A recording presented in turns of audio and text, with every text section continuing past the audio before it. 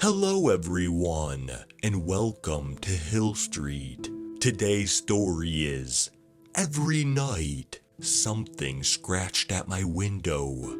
Today it came in by Sublime. If you end up enjoying this story, please leave a like. And if you enjoy hearing stories from me, please subscribe and become a resident of Hill Street. And let me know how I'm doing in the comments. Now, let's get to this nightmare. To give some backstory, every night for the past month, I keep hearing something outside my window. As soon as I lay in bed, it would scratch at the glass, making it impossible to sleep. At first, I thought it was a raccoon or something, but after the second day, I knew it wasn't a raccoon. The scratching was too consistent, like it was done with purpose. Yesterday, it happened again. I was awoken by what sounded like nails on a chalkboard. The clawing continued, inching me closer to insanity.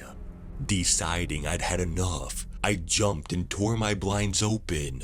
Something ducked. For an inch of a second, I could see a figure, but as quickly as I saw it, it disappeared.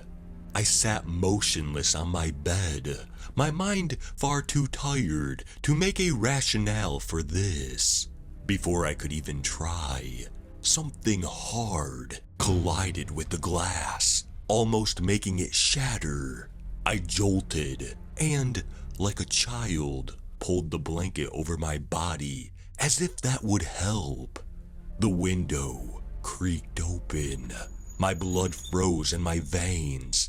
Slender fingers pressed down on me. The body of the thing entered my room. I couldn't move. I couldn't even scream. The bitter coldness of its body hurt me more than the pressure. My breath caught in my throat. I figured I was suffocating because of the noise coming out of my mouth. But I realized the sound wasn't coming from me. Its vocal cords splintered while attempting to speak. It was trying to communicate something to me. I just didn't know what. A hand reached out, fingertips caressing my cheek. A painful mixture of cold and wet spread across my face. "Open," is what I assumed it said. It was hard to hear over the sound of crackling vertebrae. Again, the creature wheezed out. "Are you awake?" The voice continued in an inhumane replica of a human. "Please, look at me." It sounded like speaking tore its throat apart. Once its vile breath hit my face, it took everything I had not to vomit. "Every day," the creature hissed, gagging on its own tongue.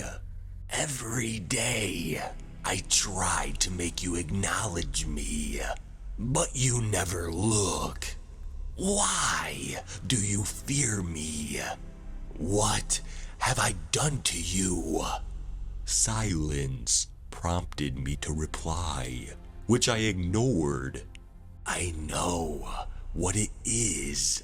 You fear what I am, or what I'm not. I can change for you." Liquid dripped onto my face, emanating a vile stench. I didn't know if it was saliva or blood, and I didn't want to. Slowly but surely, the voice sounded more human. "You love your family, right?" I waited for it to continue. Silence, a sound I hadn't heard in years. I wasn't sure whether I should have been relieved or afraid. Stuck with my thoughts for so long, I finally felt free of the monster. That thing had finally left me. Its voice had ceased. Yet the feeling of being watched intensified. I wasn't free at all. If I looked, I'd see it standing over me. Then came a horrific snapping sound, and the creature began moaning in pain. I assumed that the terror I felt could not be any more prominent, but I was wrong. So wrong. The voice that came out was no longer the creature's, but something very familiar. It was a poor imitation of it, but I could tell with every fiber of my being that it was my mother's. "I'm sorry, I've been neglecting you," she said, her voice dripping with guilt.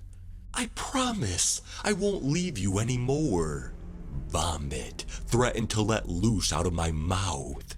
My teeth were moments from cracking as I held my jaw shut.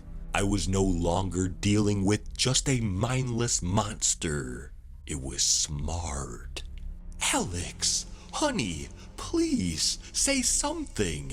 Anything." My mother's voice echoed again. "Alex," it repeated. This time hands gripped my body and shook it. Goosebumps grew on my arm as the chilling temperature of her body seeped into mine. It pulled my blankets off me, leaving me exposed to the air. "Open your eyes," the demands continued. The voice was not my mother's anymore. The creature's facade broke, and it knew. Its fingers changed back to the lanky, bony sticks I felt before. It finally let go of my arm, and the frost faded.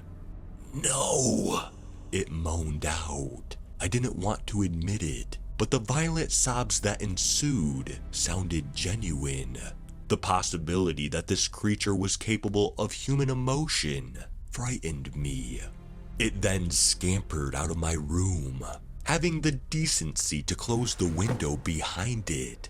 Even after what felt like minutes had passed, I didn't dare to move. This could have been another one of its tricks. I lay in bed, too afraid to cover myself, too afraid to move. The blaring siren of the alarm clock tore through my sleepy haze. I rolled out of bed with a groan, and as I stood up, I looked out the window. It was morning. Relief washed over me. I escaped the creature's trap. I breathed in deeply, relishing the cold air that tickled my lungs. After basking in my victory, I began getting prepared. By the time I was downstairs, my sister was already eating breakfast. She was facing away, oblivious to the fact that I was staring at her. "Morning," she said with a small smile upon noticing me. "Didn't expect to see you up so early." "Oh, shut up," I mumbled back, hiding the solace I felt from hearing her voice. Though I was hungry, I couldn't bring myself to eat. I sat on the opposite side of Lily and scrolled through my phone. She just watched. While I tried to ignore her stare, it only got worse. "Mom's already out," Lily mumbled, her eyes finally finding another target. "She said that you can order something for dinner." Did she mention anything about hearing stuff at night? My question must have sounded desperate, because upon asking it, Lily's smile dissipated. Worry lingered in her eyes. "I mean," she paused, her pupils looking up like she was searching for an answer. "No, she didn't. Why?" I leaned in closer, oblivious to how uncomfortable she looked. "What about you? Did you hear a voice, or banging, or scratching, or anything?"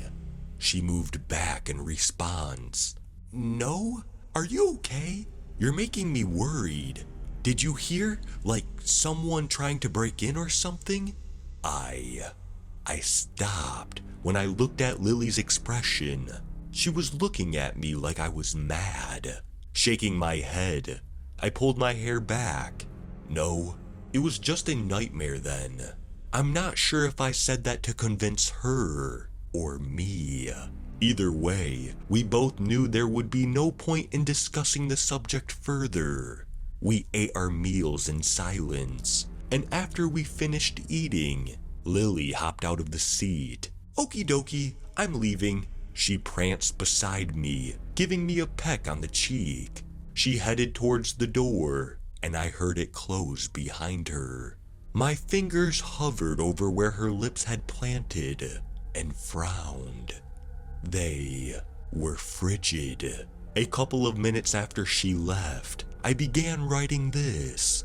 I couldn't go to school, feeling absolutely sick to my stomach. I genuinely don't know what to do. It feels like I'm going insane, but everything seems so real. This didn't feel like a dream. I could still feel the lingering cold on my cheek from her kiss. I don't know why I'm writing this. Maybe it's because I thought I could get some help or an answer that'll solve everything. It doesn't matter what, because all I need is one question answered. Am I going insane?